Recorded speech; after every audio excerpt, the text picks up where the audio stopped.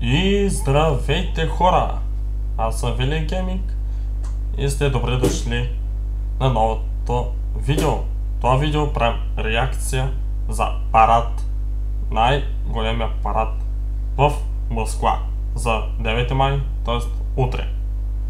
Преди да започнем да го гледаме, искам да харесате и да лайквате и да коментирате как се справя нашата армия и тяхната армия. Така че, айде мръсна газ!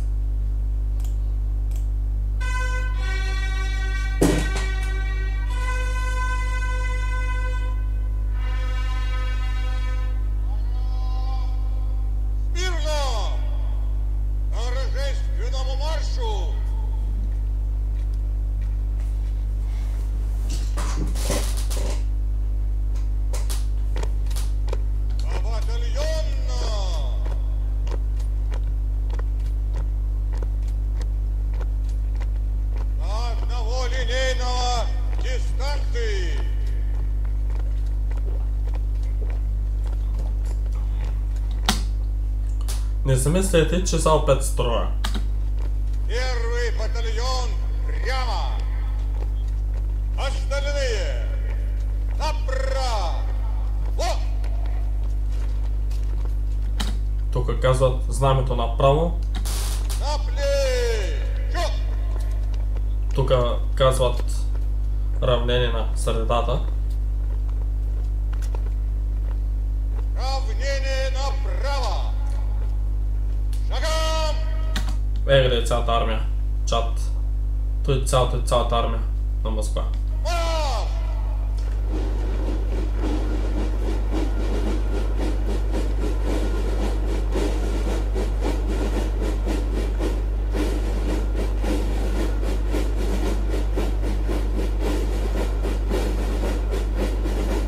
Возглавляет торжественное прохождение парадных расчетов главнокомандующий сухопутными войсками генерал армии Олег Солюбов.